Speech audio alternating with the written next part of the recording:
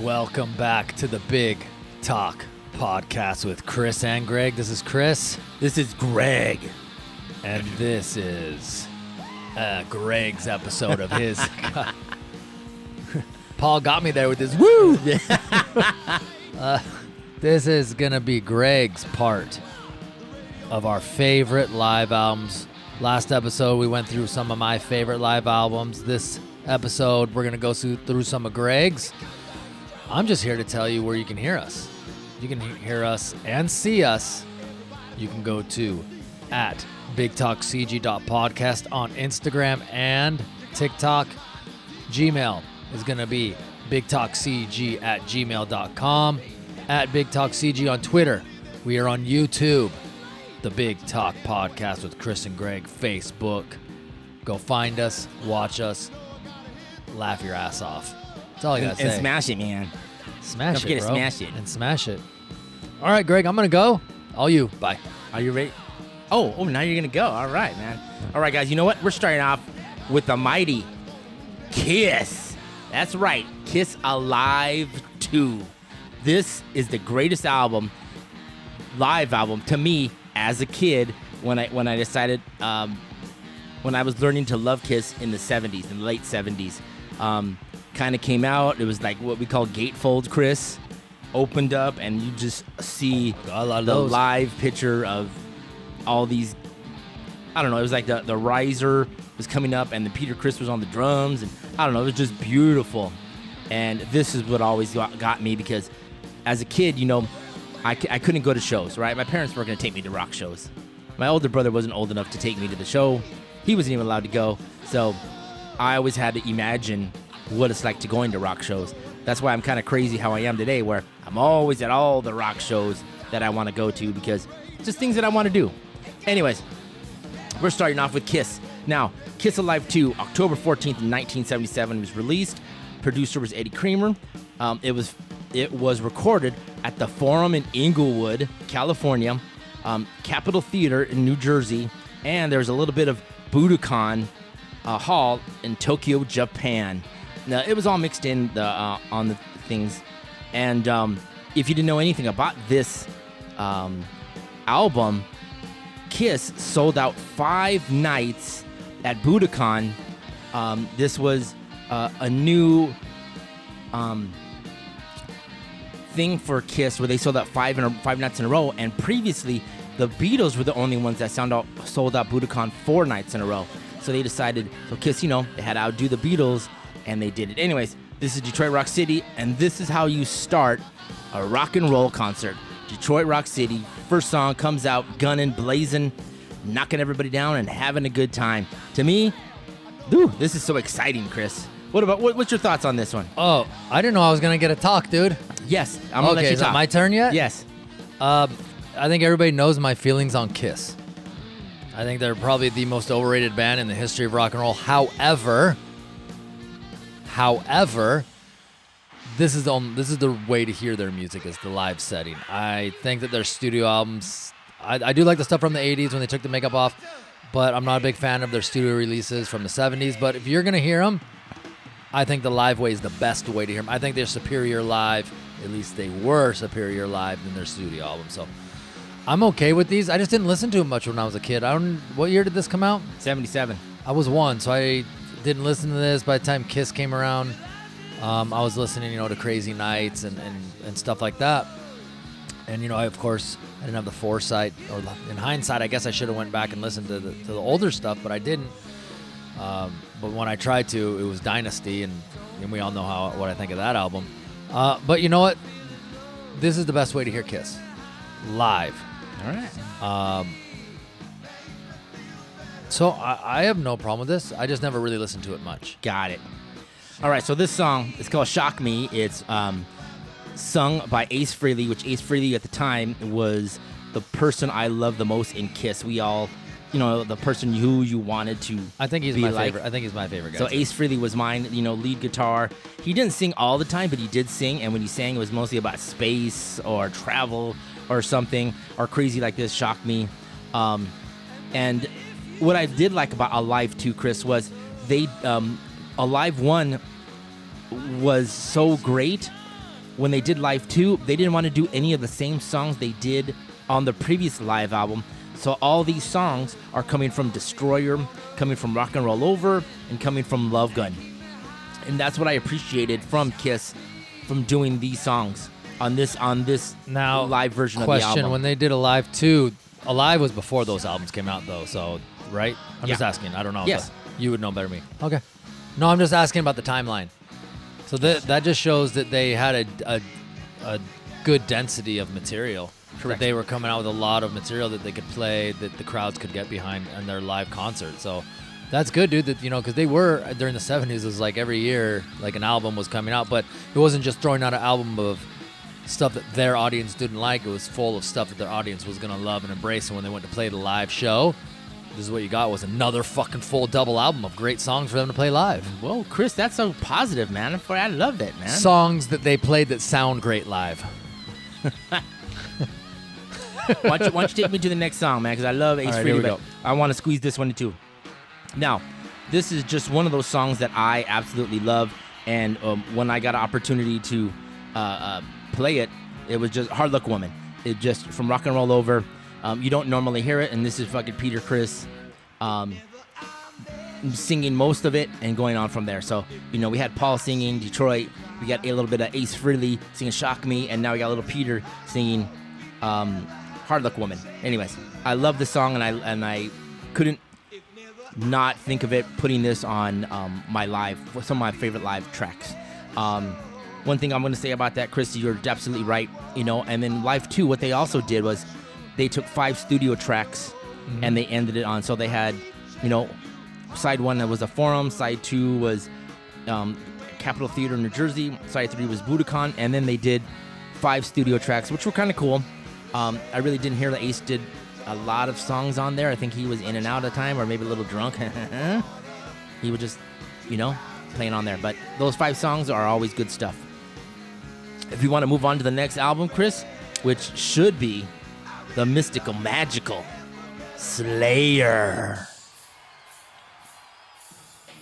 Yeah. It is Slayer. We're doing a little Dead Skin Mask. Woo, guys. Now, I know everybody out there is cranking this up, man. Crank it a little louder. Because when you listen loud. Anyways, Slayer, 1991, was at the peak, Chris, the peak of the Big Four, which we all know the Big Four was Metallica, Megadeth, Slayer, and also Anthrax. Now, Slayer just finished up their 5th album, or this was the 5th touring cycle when this was recorded. So this was done 10 years into the making. 10 years they've been out. They decided to pull a live album out, a double live album, and it was just awesome, full of stuff, full of everything they did from the first 5 albums. They just didn't do 5 albums. They had a 6th album. They had a couple of EPs in there, and Haunting the Chapel was EP, and they also had another live album they did previously. But that was in the beginning days before Slayer hit it big. It was called Live Undead. Like I said, Slayer is a monster, and they just came out rocking and rolling and heavy metal and, such aggression, such, people, were so scared, we're so terrified sometimes of just their name, or just like, oh my God, we're going to the Slayer pit. Or if you were a kid like me, dude, we're going to the Slayer pit. And you'd be like, oh my God, Slayer pit, shit, I'm going to stay away from there. And yes, I do stay away from the pit, guys. I'm a little old for you guys on that one. But, people would go out and do that one. Kiss, you want to take me to the next song? Yeah. All right, we're doing Die by the Sword. Same thing, guys. Slayer just came out ripping. I didn't want to play Rain in Blood or Angel of Death or anything like that because, sometimes we've heard that. Those songs when we say the word Slayer. This went into a little deep into their category, and people were like, oh my God, Die by the Sword. Never really heard it, but hey, here's a little taste of it right now. Any thoughts on that, Chris? I never was a huge listener of Slayer. I am a fan of theirs. I do like them, but I just never really got hugely into them. I listening to this album, which I have listened to, I think all the tracks are really good on here. I think you actually picked some of the better ones that are on here for us to listen to today. So great job by you. This was definitely, like you said, the pinnacle of like the big four. This was like when they were all hitting on all cylinders. And so this was a great time period to capture Slayer, who really no one ever talks about their live. Whenever they talk about them, you never hear them talking about their live albums ever at all. So it's always about the studio stuff, their album covers, the title of their song. So it's nice to hear some of their live stuff, share it with the nation so they can kind of see what's up with Slayer. You want to bring me to the next song and then we'll wrap it up? Yeah. Capture of Sin is the next track. Did you say the title of the album? I don't think you said the title of the album. No, I don't think I said it. What was the title of the album, Chris? It's your album. I know. Decade of Aggression is the name of the live album. There you go. Don't try to get me, guys. Don't try to get me. All right, man. Released in 1991. What can you say about this, man? October 22, 1991 was released. 21 songs, 90 minutes, full of Slayer goodness. Oh yeah. If you don't walk out of a Slayer show sweaty, smelly, you didn't enjoy it. Or dead. Or dead. Same thing. Those of us back in the day that loved Slayer, because Slayer was from Los Angeles, you just knew how to enjoy them. It was just crazy goodness, and I'm sure they captured many hearts, many black hearts from all across America. Anyways, man, now that we did some Slayer, let's bring it down to some mellow. Bring me to the next album, Chris. There you go, dude. All right, guys. This is Big Talk with Chris and Gregg when we go from Slayer to Journey. That's right. This is captured a great live album. Recorded in Montreal. I think there's other dates on here that just obviously this is a great live album. I've loved this album from beginning to end. I've loved it from when I first got into Journey. Dude, when I got into Journey, Chris? I got Escape first. Escape was the album that brought me to Journey, and then I had to go back in their catalog to bring some stuff out. And when I heard, Captured, it was just one of those things like, holy shit, these guys can sing. Their live shows are amazing. I mean, of course, I always wanted to see them on the Escape tour, but I didn't. And what I liked about Journey and their albums was there's Infinity, and then there's Captured, and then there's just Escape. It just kind of made it feel like every album was progressing a little different and a little, I don't want to say louder, but a little more great. They put some greatness in there. What can I say about this Journey album is just phenomenal on this kind of stuff, man. It's just great.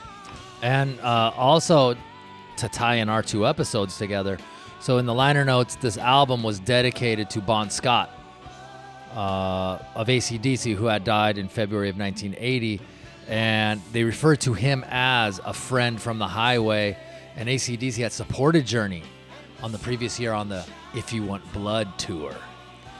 Get the fuck out of here, dude. I didn't know that. On the last episode, we talked about one of my albums was If You Want Blood, you got it. And so now there's a tie-in right there. Journey, there it is. Your 8 Degrees of Separation Journey in AC/DC. Now, that would have been a show to go to, right? I mean, two different things. Now, AC/DC and Journey, you're not taking me too far difference. The difference, Journey's a little more soulful, and then AC/DC's more bluesy. So I could see the crowds just kind of filling in on that one, man. That's kind of crazy. Yeah, dude. You want to bring me the next song on that one, Chris? Yeah, I'll do whatever you like. Oh yeah, I love this song. This is one of my favorites. Same thing. Like anytime. This we've talked about this on our deep cut episode. This is just a beautiful song. I love it so much. It was definitely part of my deep cuts, and I want to say it was a hit, but it wasn't a hit. But yes, it was. We both know it was a hit. It was tied into another song, and it was just a great, just so bitchin' to hear, you know. Oh yeah, dude. I don't know if you had mentioned that this was recorded in 3 different venues. Yes. Detroit, Montreal, and Tokyo over 4 different days. But I kind of like it when they do that. It's either do it all in one or do it in like 3 or 4. You know what I mean? Do it in one show, one take, go through, or give me a little bit of something, you know, different from different places. Maybe you didn't play some songs that came out really amazing, you know, somewhere else, and so you want to put them on the album. You know, maybe that's what happened here. I'm not sure, but you know, loving it. You know, we would say that and we'd want that to happen, but you know, we're not the producers and we're not they, so how they do it. So you know, hey, we recorded, you know, the first 5 songs were great. Okay, on the second where we recorded, you know, the middle songs were really good, and then on ended, hey, you know what, the last of it was really good, and we filled it in there. But however they produce it, it does sound like one big giant concert to me. Tell you that much, man. Oh yeah, Love it. They always make it sound like it's one show no matter what. So I'm down with it. All right, man, bring me to the last song.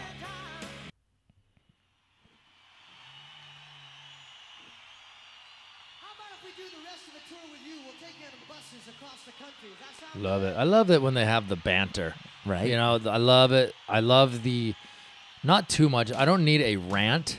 I don't need a, not to talk too much over the song. Remember when we went and saw the Crew Fest and Buck Cherry played and Josh Todd, is that the lead singer? Went on like a 10-minute rant in the middle of the song. I was like, dude, shut up. Hey guys, da-da-da-da-da-da. Play the song. Yeah. Hey guys, ba-ba-ba-ba-ba. Just like Steve Perry did. The master, the voice, Steve Perry.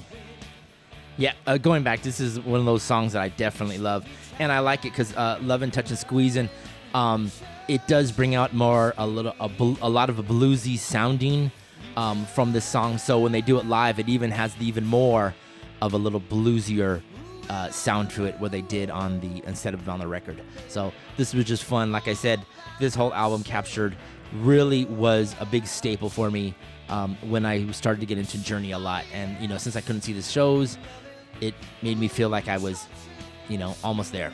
I got a question. So I'm looking at my information here. Was this a gatefold 4 record? Yeah. Or excuse me, 2 records. Yeah. 4 sides. I love that shit. Dude. Yeah. Did you have the record? Did you own it? No, I didn't. I didn't personally own it. I want to know what that gatefold. We love the gatefold, like we've said many times. I want to know what that inside looked like, dude. The shots, the concert shots. You gotta love them, dude. The concert shots are the best part. Oh, right. And this was a lot before Gregg was still in the band, and before Steve Perry fully took over on lead vocals, where he was just straight him on vocals. So I think I liked it too because he was still so much energetic that he was sharing with somebody else on some of the songs. Mm-hmm. But anyways, I love it, man. I love Journey. You know, kick-ass dick names, man. Yeah, Journey's one of the greats. You want to bring me to the next metal band? Yeah, dude. Let's go. Yeah. Now, we all know Chris said he brought some Judas Priest on his episode. I'm also bringing a little Judas Priest on there. This is Unleash in the East from Tokyo, Japan. Everybody records in Japan, dude. Hey. This is not the last time we're going to say that word. Japan. Japan. Why is everybody, you know what? We'll get big in Japan. Don't force it. We won't force it. We'll get there when it's our time. It's our turn. This is from the Hellbent for Leather tour in the 70s. Judas Priest was hitting on all 4 cylinders in the 70s, and before they, you know,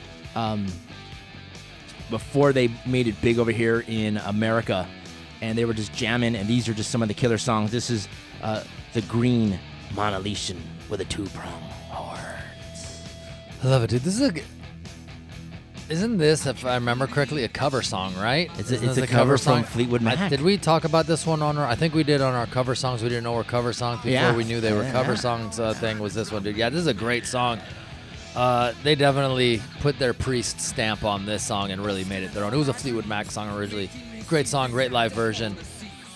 Love it, dude. It was Fleetwood Mac before the girls joined the band, before Stevie Nicks, and I forgot what the other lady's name was. Christy, I can't remember. Before she joined the band, and this was, you know, Fleetwood Mac in the early 70s. Anyways, bring me to the next song, Chris. All right. Ooh, Judas Priest. Chris, did you know Judas Priest is number one? I did know that they're number one. I did know. You know who number two is? Number one. I'm a man. I was going to say Scorpions, man. Ooh, little diamonds and rust for everybody out there, man, if you didn't know us. Love it, dude. Like I said, same kick-ass song. These guys are great live.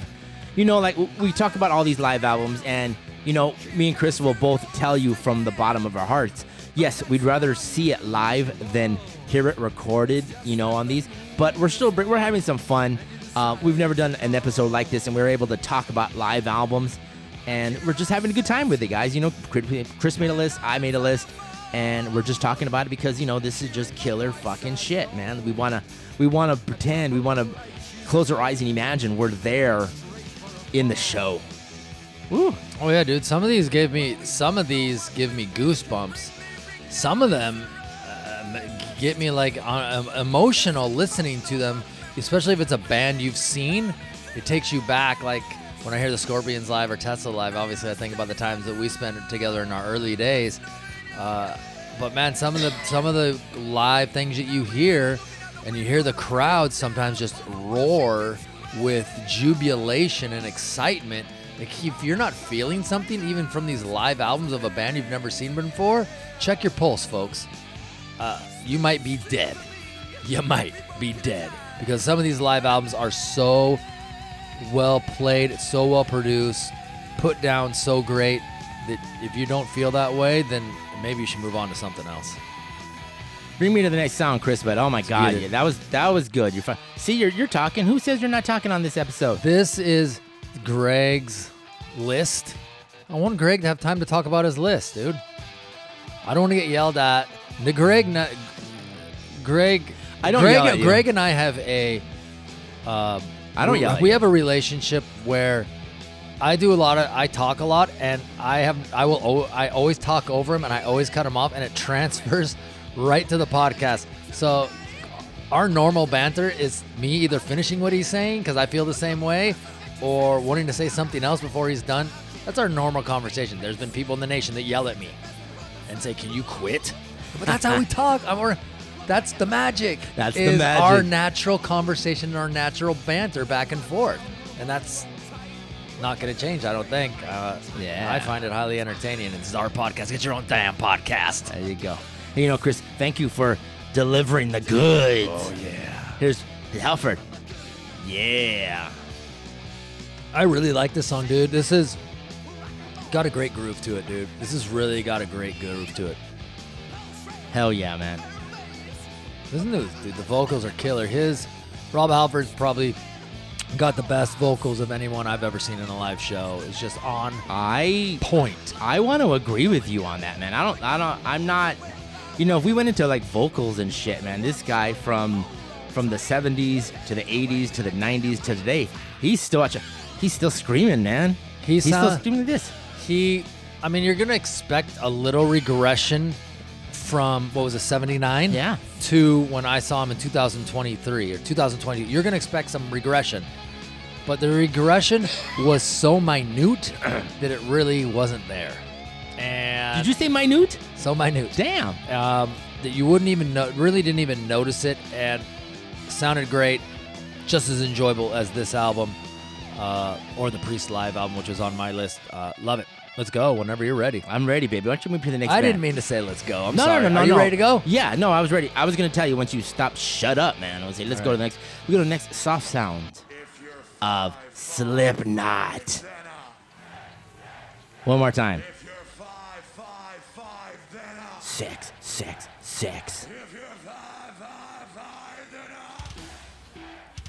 This song is called The Heretic Anthem. Hell yeah. Sorry, I didn't say smooth rhythm sounds of Slipknot, but this is the aggression of Slipknot. This is one of the newer bands of today who are just killing it live. Slipknot. This is from their 9.0 album. This album was done when in 2005 after the Volume 3, the Subliminal Verses album. It was recorded on that tour.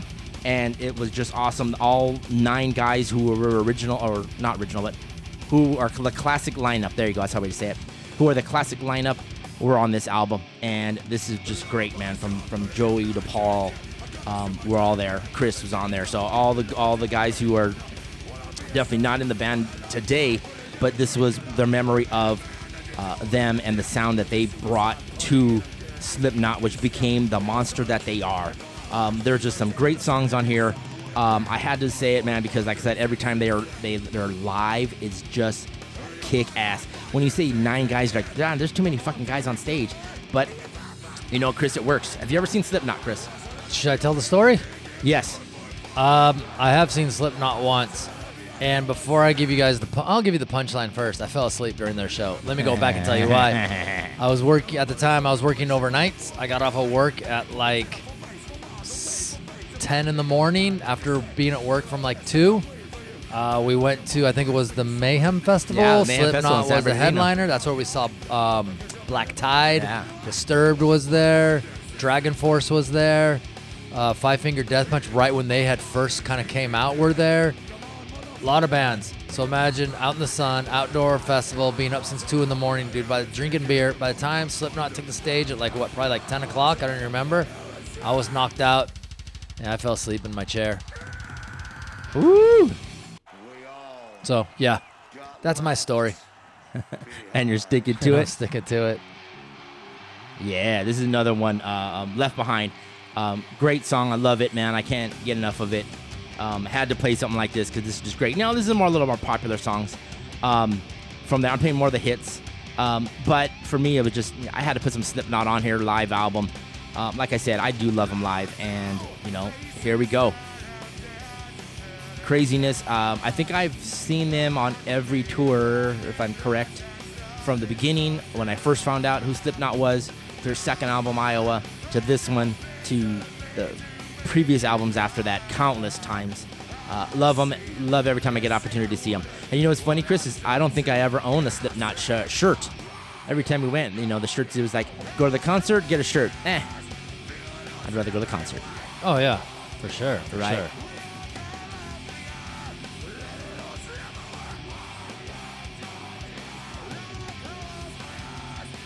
You know, I know that there's the whole, I guess, for lack of a better word, their shtick is that they all wear masks and stuff. I'm going to ask you a question. I don't know if you know the answer, but then I'm just going to say what I'm going to say. The live performance, it's obvious he's wearing a mask. I don't like how it makes that, it's like a muffle on the sound of his vocals, because Corey has amazing vocals. Yeah. So, dude, when they record the studio album, are they doing it without the mask, so you're getting a clear, crisp vocal sound? But then when he's singing in concert, obviously he has the mask. I don't know. Do you know the answer? I don't know if you know the answer to that. I'm going to say, Chris, they only wear the mask when they play live. When they tour, Correct. he should wear something. He should wear something like a little bit thinner or something, so his vocals come out a little more. But I think every album, their mask got a little differently if they wanted to. So I would say probably Corey's did, because I know for a while there he didn't do it under the jaw anymore, and it was just, you know, basically from his nose to Phantom of the Opera style. Yeah, Phantom of the Opera, so he could, you know, extend There you go. on a little bit of his vocal. Why don't you take me to the next song, man? I will do whatever you desire. All right, this one from the first album, Wait and Bleed. I remember when this song came out, the live video was like, what the? I think everybody that saw that was like, what the fuck is this? And you either said that because you hated it, you loved it, or you were so intrigued you just couldn't look away, and you're like, I don't know what I'm looking at, but I love it. This wall of sound is just coming dude, out. It was amazing. Yeah, I remember when this came out. It was All like, these guys making it, Yeah. and these, sorry, Slipknot's albums are more like, yeah, we have headphones on, and you better make sure you have headphones, because you want to hear every little detail that they're throwing out there, whether it's samples, whether they're hitting kegs, whether they're hitting, you know, little triangles, something, because the sounds are coming out for it, and you want to make sure you hit everyone, man. oh yeah. Ooh. Dude, I'm all pumped up, man. Give me to the next band, dude. You ready? Let's go. I'm ready. Yeah. Ooh. This is the first time I'm bringing this on there. The mighty Led Zeppelin. Woohoo. All right, Chris. You got anything on Led Zeppelin? Because I'm going to talk about them. I don't have anything yet, and this is The Song Remains the Same album. Am I correct? Correct. Yeah, This is that Song one Remains we're the listening Same. to? Correct. This was in Madison Square Garden in 1976. And this was same thing with U2 and Rattle They Hum. It was a movie / album. But as a kid, I got into Led Zeppelin probably In Through the Outdoor, which I think I mentioned before. But I went back on their catalog, right? And it was like, oh, I know this song. I know this song. I know this song. Same thing. And, you know, Chris, I'll tell you this much. If I had a time machine and I could go back and see one musical artist, I would pick Led Zeppelin. That's not a bad choice. That's I not a would pick bad Led choice. Zeppelin, yeah. I would have to think about who I would go see, but Led Zeppelin, off the top of my head, wouldn't be a bad choice. Hit him in their heyday. Yeah, dude. All right, you want to bring me to the next song? Because it's, ooh, Yeah. this get me good.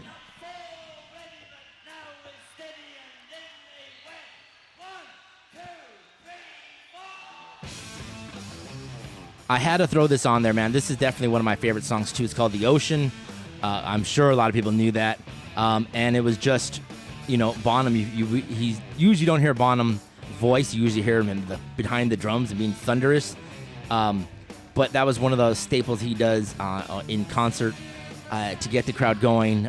From my belief, they wrote this song because there were so many people and they were excited and moving that they said sometimes the crowd just looked like the ocean, back and forth, going up and down. And they decided to write a song from it. And like I said, if I could be there live, I would probably say the same thing, man.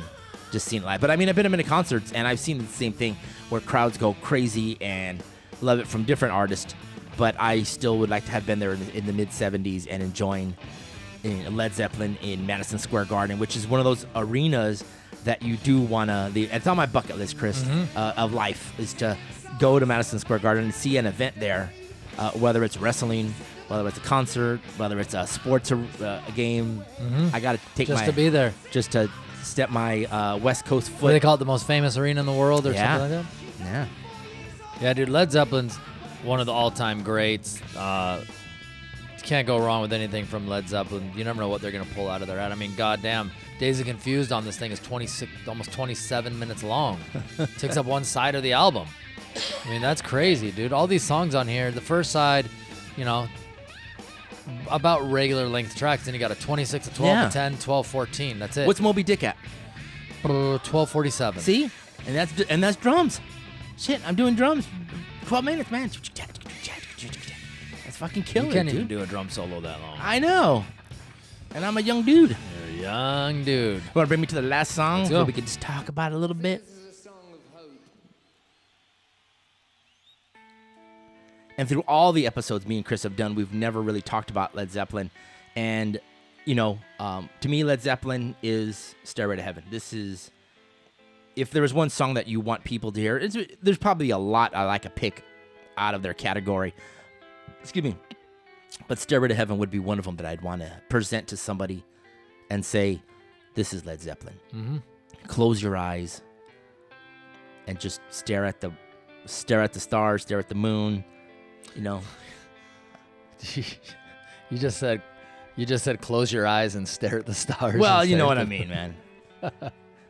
You can visualize it. That's what I'm saying. Close your eyes and visualize the stars and the moon. How about that? Take that. There one, you go. Chris. There you go. But- Mars, man. Yeah, visualize you touching Mars and coming around the corner as you come back and hit Judas Priest. Oh man, Judas Priest. Very soulful, very beautiful. You know, this song, like I said, is very classic. People know this song. People love the song. And there are some people that hate it, that think, oh my God, I hate Stairway to Heaven. That's overplayed. And then that'll be another subject me and Chris get to soon, is overplayed songs. And this might be on it. Might or might not. We'll just see how our homework does. But this is the same thing. This is just one of those things that I absolutely love from Led Zeppelin. This is one of the things that, of course, it's always played on the radio and it's always overplayed. But hey, when it was on the radio here in Los Angeles, either KMET or KLOS, I was always leave it on there. So bitching. You know, like I said, I'd want to see this live. Oh, And of course. there's Who wouldn't want to nothing see it live? from that point, man. From all four of these members were so killer. You know, from John Paul playing a tremendous amount of instruments. You know, Robert Plant singing, Jimmy Page in his guitar, and you know, Gonzo on his drums, just thunderous. So, anyways, before we get into a little bit, let's hear a little bit, and then we're gonna move on, Chris. Sounds good to me. All right. Yeah.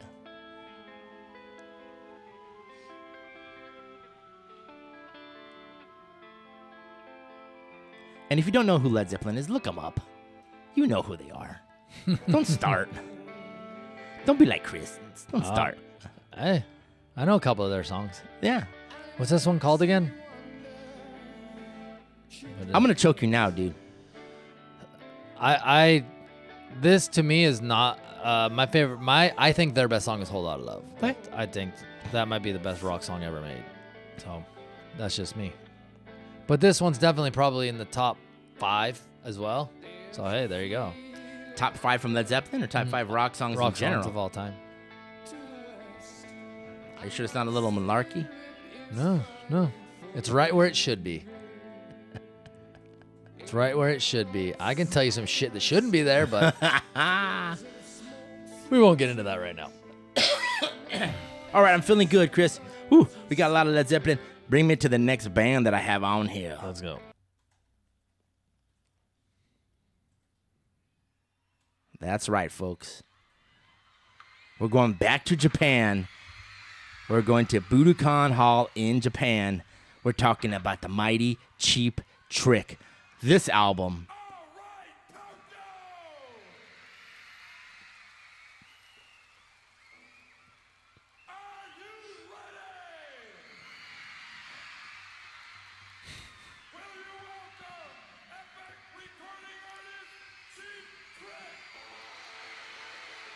I was going to say, you know, this album takes you back to the 70s. This is the mid-70s, probably 1977.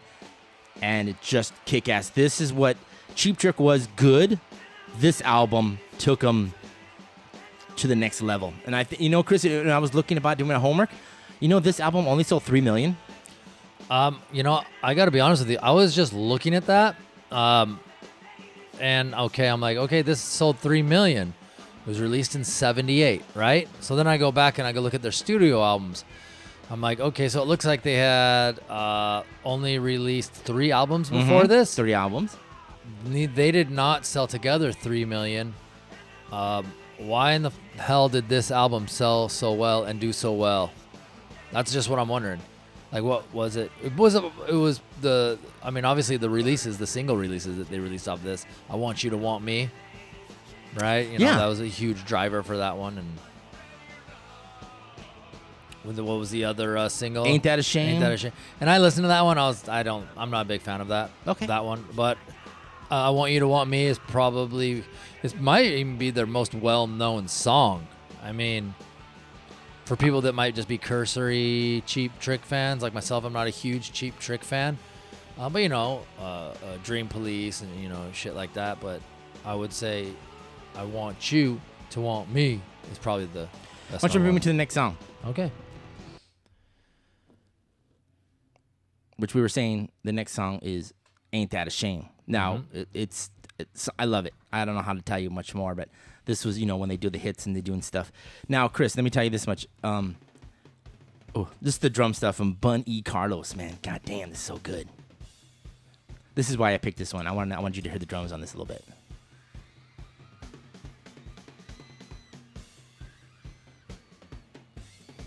And just enough crowd to get you going, right? Oh, yeah. Might be Robin Zander out there making kissy faces at all the girls or something. Dude. He looks like a kissy face maker. Right? Like I said, slow build. This is exactly what you want in concerts. The guys can take a break, a cigarette break, change guitars, do something. Here we go. And they come in and they rock this. This is, you know, Ain't That a Shame is fun song. I know what I was mentioning on this. Now, do you remember, Chris? One of our favorite movies, we talk about cheesy movies and stuff like that. Fast Times at Ridgemont High.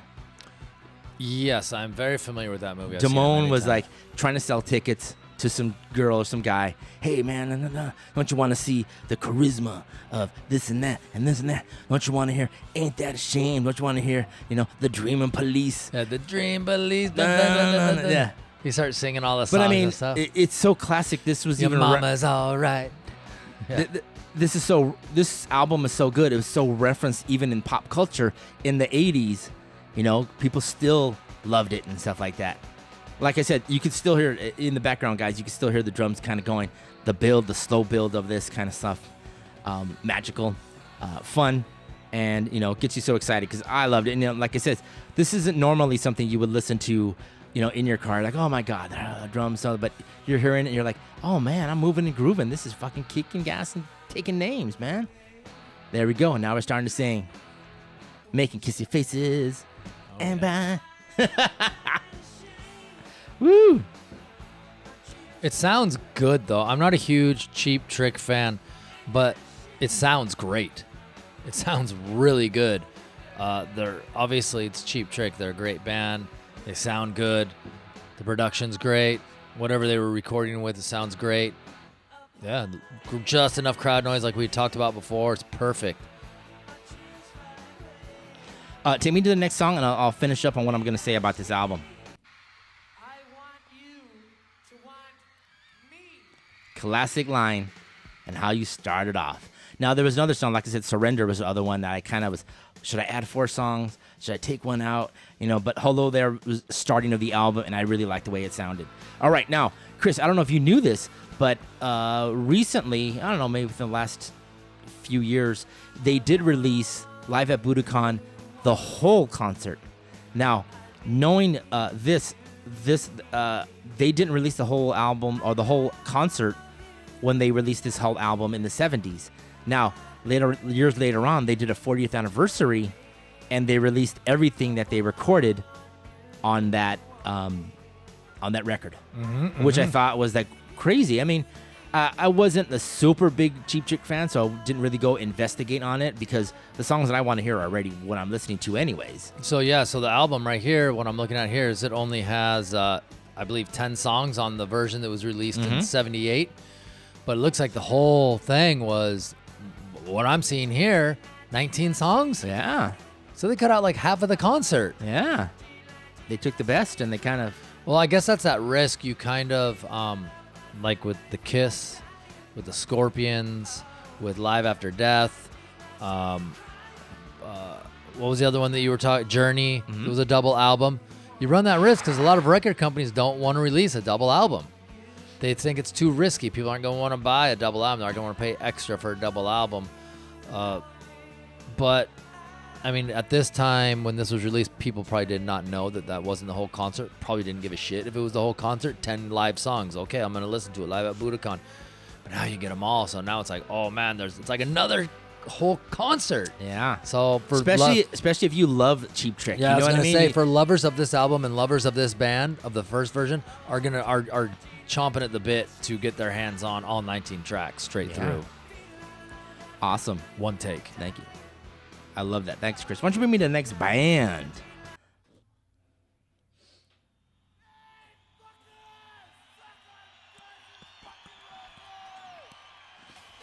All right. Now, this was the first release for me. I live out here in Southern California. I knew of Guns N' Roses. Now, I didn't know of Guns N' Roses before Appetite, but I did hear of them from the clubs, and I do remember them releasing a little 4 or 5 song cassette and vinyl. It was cassette and vinyl only at the time, Chris. It was called Live Like a Suicide, and it was just live songs that they played, and these were all songs that didn't end up on any of their albums, you know? So they kept them as their EP. I thought it was great. I thought it was dirty, raunchy, sleazy, you know, guys. These guys look like they're all from Finland. They kind of look like Hayona Rocks. Hanoi.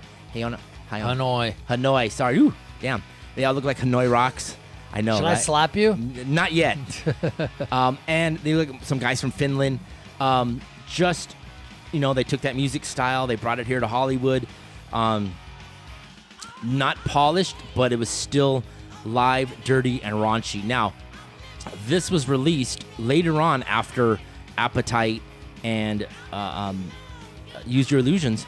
I think it was Guns N' Roses. I think they released it with some, not live tracks, I think with other tracks. I think cover songs they were doing. So that's how these songs got released too, other than that. Let's see if I remember. Are you talking about GNR Lies? Yes, Yeah. Lies. This was basically, the Live Like a Suicide was basically, so yeah, like you had said, Appetite came out.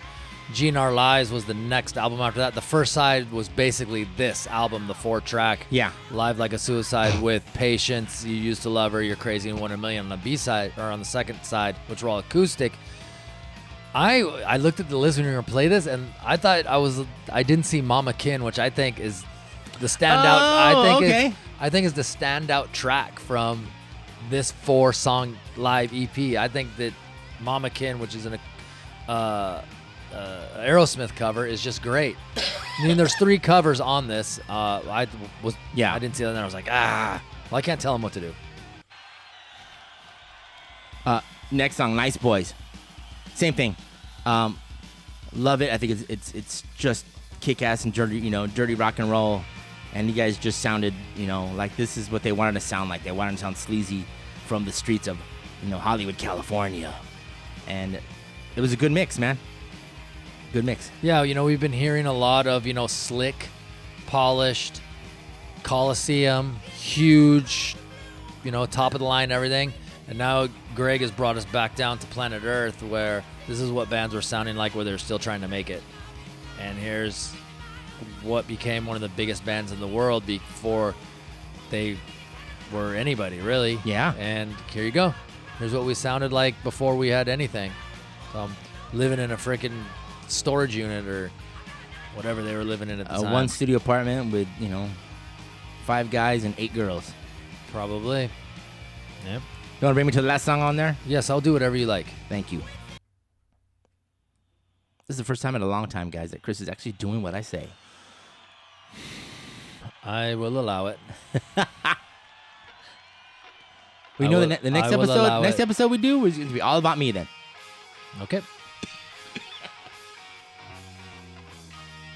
I thought about Mama Kin, but to me, Move to the City was still their original stuff and kind of put forward. So that's why I kind of did this one. Same thing. I wanted you to get that sound from Reckless Life, Nice Boys, Move to the City, so that have that Guns N' Roses feel from this kind of stuff.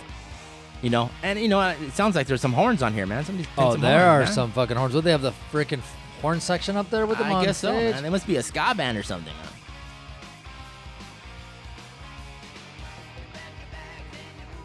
Yeah, there's big time horns in there. But I did like the Mama Kin cover, so I didn't put that on there, and I was not in my name. Anyways, It's okay. sure. All right, the horns are kind of messing me up, so why don't you bring me to the next band? Okay, let's go. Whoa, ho, ho. That's right, guys. We're adding Pantera. Woo!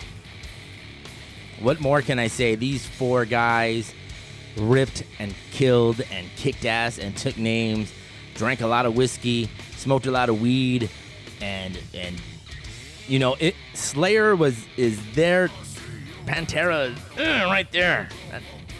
But same thing, when you go into a Pantera pit, you're walking out sweaty and dirty and smelling like somebody's armpit, man. That's how, you're feeling good. Good stuff, man. With this album, who I did, like we had a conversation, I did have this album on my list. I took it off. I didn't do a hell of a whole lot of listening to it. And I do have an issue with this album. Phil's just vocals, I just don't like, I'm sure he always sings like this. I just don't like it. I don't like the way, not the screaming, not the technique he's using, but it's just doesn't sound good. Like they're not capturing it right. Like he's holding the mic and singing like this. It's muffly, and I just don't like it. The rest of the band freaking is on fire, dude. But his vocals just kind of, for me, take a little bit away from the rest of the band when I'm trying to listen to it. Because For me, it's all about the band with Pantera. Yes, but you know what? This is how he sings live. This is how he sings live. There's no doubt about that. Now, 5 Minutes Alone, love that song. Why don't you bring me to the next one, Chris? Okay.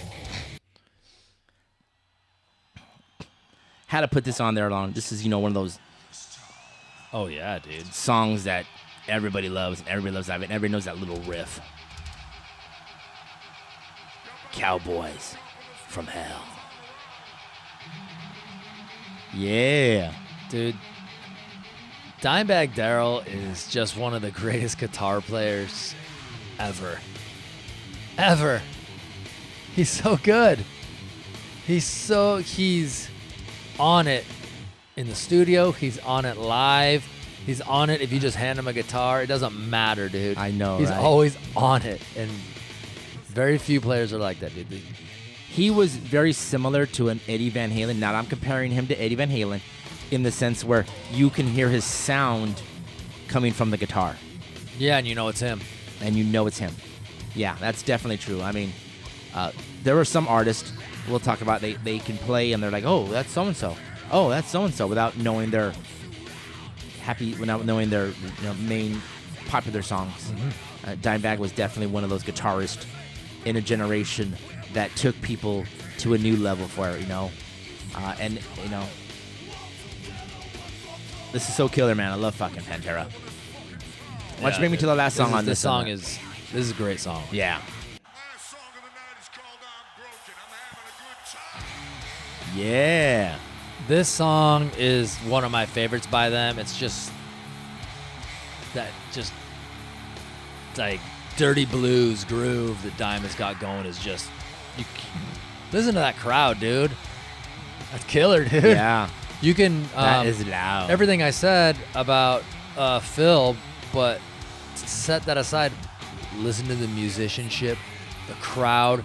You're feeling this right now. You're feeling what's happening right that moment. You close your eyes, you lay in bed, put on your headphones, close your eyes. You're there. That's what they made this album sound like, and that's what a live album should sound like. That if you're listening to it, it puts you there. You're in the stadium, in the crowd, right there in front of them. And that's what this album does. Right? Ooh, love it. Vinny on them drums, dude, is killing it. Rex, bass, just they're Holding down the O end, dude. Yeah, this is just a band that's out there, man. Fuck. And if you've never heard Pantera before, here's your opportunity, man. Go back and start with Cowboys from Hell, then move forward. And you'll love every fucking thing about these guys, man. Bring me to the next band because we're bringing it down a little bit, guys. Where the energy is so high right now with Pantera. We're going to bring you to the softer side well. of bands that we love. I was gonna say if you're gonna go to Pantera, go back earlier and listen to Metal Magic and Power Metal. Are you sure? I love Power Metal. It's one of my favorite metal albums from the 80s. If you guys can find it anywhere, go find it. Sorry, I had to interrupt you, dude. Let's go. No, Sorry. that's good. I'm glad you did that because I haven't been able to find it. I think I have a copy of it somewhere, not a physical, but a digital copy. I'll see if I can muster it up, guys. Pantera before they Pantera it out, and they were still a hair metal band. It is amazing. I digress. Go, dude. And you know exactly what I'm talking about, dude, because you've heard it. All right, guys. So we're playing Slaughter now. Slaughter is one of the bands that we've done before in our episodes. I had to throw it on. This is one of my brother's requests. It was called "Stick It Live," and is right after they released this album, "Stick It to You," and they were on tour. They were doing so well. This song was getting some momentum. "Fly to the Angels," and they released a little 5-song EP, and it was kind of like, what the hell? Why are you guys releasing? I go, maybe they just wanted to release something, man. The record company said, hey, we recorded a few things. We love it. Let's release it.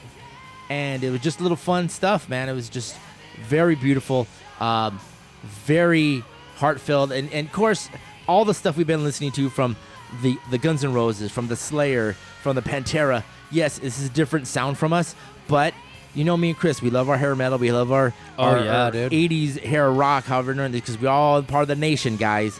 And Slaughter's one of them, and I love it. And it was just saying, why don't you go ahead and bring me to the next song? Okay. Because I'm still high on fucking Pantera, but we're bringing into But not taking anything away from Slaughter. from dude. Slaughter. No way, man. And now we're gonna be up all night with Slaughter. I think I told this story about this song, how it was on MTV like every 30 minutes. It seemed like when this video first came out. I love it. I think it's great. I think that you were kind of about it, but just because it gets overplayed, it's like Slaughter's on the radio. This is the song they play when it's not the best song even on that album. I love the song, but it's not even my favorite song on that album. And I would think you would say the same, but man, they play a great version of it here on this live album. That's for sure. Every track on this live album is great. All right, now do you know how we talked about MTV Unplugged? Right, Yes. how there were bands that played it. Alice in Chains is one we talked about them. I'm gonna bring that up, and it's gonna coincide with our next artist after Slaughter, where MTV Unplugged, Slaughter also did some songs, but every band when they did Unplugged, they gave like 7, 8 songs that you could play acoustic. So Slaughter was able to do 3, and the other band that was able to do it was Winger. So Winger got 3 songs, Slaughter got 3 songs, and they smashed it into one episode. And it was kind of like a letdown of like, really? These fuckers could probably play better than anything else. Hey, yeah. You know? I don't remember that. What is that? Was that like a released or? It wasn't released on a like physical music like we have, today in front of us on Spotify and Apple Music, but it was on MTV. So if they ever show, maybe on YouTube, we can probably look that up and find a We few. could probably find it. Episodes and stuff like that. There was a lot of bands that did stuff like that, but I remember I was so pissed off that, Slaughter and Winger were doing it. And I think they were on tour with Kiss. So, Kiss did theirs, but, when they came into town, hey, do a couple of songs. Hey, you do a couple of songs. That was kind of it. We'll smash it together. And get Something's better than nothing for sure. Something's better than nothing, man. See, even the start of this, I just started writing a song, dude, right there. Something's better than nothing. that's a Motley Crue song. Not something for nothing. Yeah, something for nothing. Something better for nothing. Nice little slow build up, dude. You know where it's going. No, where's it going, Chris? Up all night, baby. Up all night. Here we go.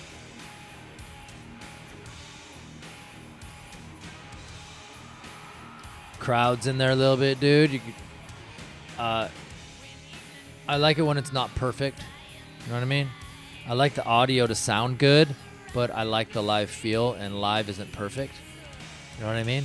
And I don't mean they're making mistakes. I just mean it sounds a little different. Yeah. You know what I mean? So I'm enjoying this. But that's what we feel when you were doing the live. Now, some of them, like you said, like you were pushing at me, and I saw that push button with Kiss.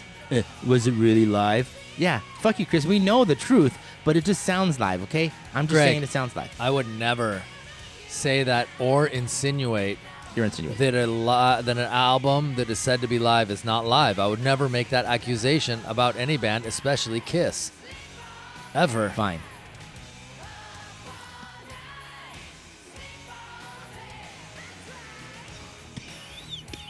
Why don't you bring me to the next band? All right, so I was still talking about MTV. Now, on MTV, and I brought this up because I thought this was a good, fun story that Pearl Jam had about this recording of this album. So Pearl Jam, after their first European tour, was brought back to New York, and they were asked to do MTV Unplugged. They said sure. I think they were like on 2 or 3 days rest, and it was a long day for them because they had to wait for Mariah Carey, because Mariah Carey did Unplugged. They had to wait for Boyz II Men to do Unplugged, and then the last artist of the night was Pearl Jam. Yep. I think they pulled out 7 songs, mostly from the first 2 albums, and they rocked it. And I really thought that this is one of my favorite songs from Pearl Jam, which is called Black, and it was just very beautiful. And it's a very meaningful song for me, so I wanted to hear it. Same thing, we talk about live stuff. Same thing with the Alice in Chains, Chris. This is just so bitchin', so awesome that it really felt a lot of emotion a lot of charisma from these guys. And, Pearl Jam has always been one of those bands that's always played live or been one of those bands that we don't even need an album to tour. We're just going to tour. And they don't tour 5 or 6, 10 cities. They go around the world. They go around the world once, twice, 3 times before they come back home and start relaxing or decide to do a new tour, a new album, whatever it is. And what I love about Pearl Jam too, Chris, is they're always willing to have their fans record their own bootleg shit. Oh, yeah. I think there was one tour that they said, oh, we're going to play amphitheaters, and if you have a tape recorder, you have something, pull it out, and we have it home, and you can have your own something. I know that they're not the first band or the only band to do that, and I don't know if this is them that did this or someone else, but I do remember that there were some bands that had these huge, like, tape deck things with rows and rows and rows of decks, and people could bring their tapes, put them in the slot, and get a recorded version of the concert onto their own cassette tape at the venue. So I don't know if Pearl Jam was there. I don't know if technology had moved beyond that at that point, or if they were doing that maybe in some of the earlier ones or later ones whatsoever. But I heard that there were bands that were doing that. Why not? Don't you want to get your music out there more? I don't understand why people wouldn't want their music more out there. I guess they want the money, right, of releasing stuff or having it. It's all mine, but it's not. I think in the long run, getting your music out there by people who love your music is going to help you more in the long run than trying to get it out the way you want it or the way a record label does. All right. I like that. That's a great comment, Chris, on that one. Here we go. Even flow, a rockin' song, sounds good live, and they have it. And you're right. Pearl Jam, I felt, was one of those artists that did it. Now, I want to say Leonard Skinner was probably one of them. Creedence Clearwater Revival. There were like a lot of bands, or even the Grateful Dead. I think it was Grateful Dead that did a lot of that stuff. Chris was like, hey, you know what? Our music, we put it out there. We want everyone to hear it. This is before, I don't know how I was to say it, of the artists like, no, I want money. I want all the my royalties that come from it, which you should. If you make music, you should be able to get your royalties, and there's no doubt about that. But sometimes bootleg stuff is kind of fun, and bootleg, like I said, Pearl Jam is never, as far as I know, maybe they don't do it nowadays, but they were never far away from letting people bootleg and having their own stuff. Oh, that's great. I love it. Yeah, you want to bring me to the next artist, man? Because I thought it was good. Yes. All right, guys, I'm winding down. I got 3 more artists to go. I wanted to bring this up because this is also another band from the 70s, which was so killer, so awesome. This is the Eagles. This was Hotel California. This was taken from When Hell Freezes Over. They did a 14-year hiatus where I don't know if you guys were talking to each other, or they just didn't want nothing to do with each other. They went their separate ways. They just poof. And then shit happens, money talks. Maybe they missed each other. I don't know. I mean, sometimes you spend all kinds of time with somebody and you miss them. You miss the magic that they helped create. And the guys did this. So this was, I think, taken from in a studio where they recorded for I don't want to say like an MTV, but they recorded for a DVD version, and the guys came and they just played for a crowd. Same thing. Love it. Can't express it more, because the Eagles were definitely not my cup of tea back in the day, Chris. Growing up in the 70s.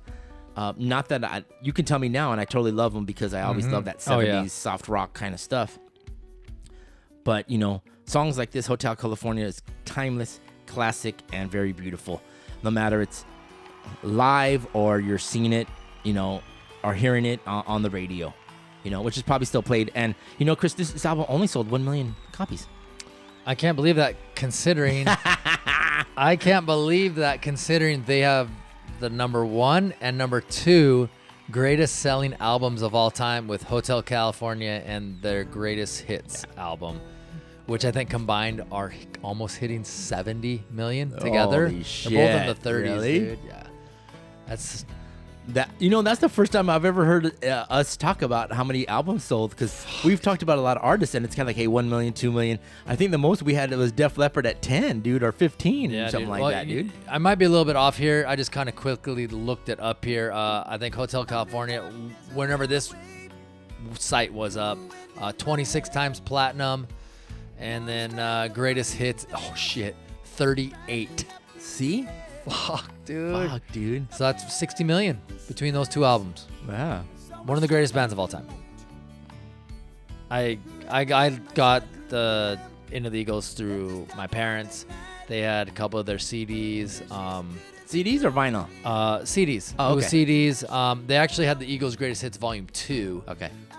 Which I like, which has a lot of songs that obviously I don't know. It was post 75. Mm-hmm. And man, dude, yeah, the Eagles are great, dude. They're definitely a departure from what we talk about here. Yeah. But it's definitely something that when we're at home, we'll put on. For sure. I do. I love the Eagles, dude. Well, I put them in my car, so I was cranking in the car, dudes. Yeah, the next song I had to put on here, too, is I Can't Tell You Why. For some reason, I just love the song. I can't tell you how beautiful it is. And what I loved about it, too, was, and about the Eagles themselves, there are so many singers, from Glenn Frey, Don Henley, the bass player, the other guitarist, man. Just everybody can sing, man. Everybody gets their turn. Everybody gets a turn, man. Joe Walsh. Yeah, Joe Walsh. Sorry. Glenn Frey, Don Henley. They all get their turn. But you know what? You know how much I absolutely hate correcting you. I get no joy out of ever correcting you, Greg. This album actually sold 9 million copies. Not 1 million. This album sold 9 million copies. So you were just off by a little bit. So wait a minute. You believe me when I said 1 million? Yeah, well, of course. It's your album. It's your pick. I didn't look up anything about this. I didn't do homework on it. I'm just, right here. And I was like, 1 million. And then I'd look at those other ones and, wow. It's 9. With all these bands and all these albums we're talking to about, their greatest hits or their greatest album, me and Chris are always surprised how we think that every album that we talk about is always sells 10 million, 20 million, 30 million, because there's so many songs that are saturated out there. But when we look at it, there's 1 million. They sell gold in Canada. And we're like, what? What are you talking about? Yeah, that kind of stuff. So that's why I was joking about that. I wanted to see what you say. And thank you for correcting me on that one, man. It isn't really correction. It was just me being stupid and wanted to see what you would say on that, man. All right? Yeah, right, dude. Whatever you say. Why don't you bring me to the next song? All right, let's go. Woo! All right, man. We're going back to the 70s. We're doing a little Peter Frampton. Now, this album, I didn't hear Peter Frampton until this album came out, just because they were really big hits in the 70s, and they were on a lot of pop stations. So that's how I knew a lot of these songs from this. And I love them live. There's just so much fun stuff to do it. This was live in 1976, a double live album. What can I say? It was recorded in San Francisco. It was in New York. That kind of stuff. Totally good stuff. Oh, yeah. 3 million copies sold. I only really know, I don't know a lot about Peter Frampton. I just know the songs that were releases off this album. Show Me the Way, Baby, I Love Your Way, and Do You Feel Like I Do. Do You Feel Like I Do? I remember hearing that. And that was the first time you heard, like, the voice tube. Like when they play, that we love that Richie Sambora does on some of their songs with Bon Jovi. And I was just like, what the fuck is this, dude? This is amazing. Like, I thought it was the most amazing thing I had ever heard. So, yes, this album does have some memories for me, but I only heard, like, the singles. And honestly, I haven't really heard any other stuff from Peter Frampton besides the ones that were released on the radio. You know what? I don't think he had some bigger hits other than these 3 songs that came from this album. But what some of the main things, too, were... same thing like I told you about Cheap Trick. Later on, more recently, at like the 40th anniversary or 30th anniversary, they released the whole concert on that kind of stuff. So whatever we heard on the double, now there's 4 albums to hear more Yeah, songs dude, and that's- stuff like that. I mean that's kind of great in the sense if you really love Peter Frampton, you know, hey, I want to hear more songs. Well, from what I heard from, you know, Peter Frampton Comes Live, and this was a gatefold too, where you opened it up, and on the front and back you could see, you know, him on stage, you know, looking at the crowd, gonna sing, and then you open it up and there's shots from the tour. Yeah. I might have to go and listen to this, dude. I might have to give this album a listen and check it out. Right there. Yeah, but he does a lot more of it on, what's the other song I was saying? What's the other? It Isn't My Next Song? Yeah, no. Anyways, here you go. Do You Feel Like We Do? All right. I don't know why I couldn't remember it. Same thing. Very beautiful song. Love it, man.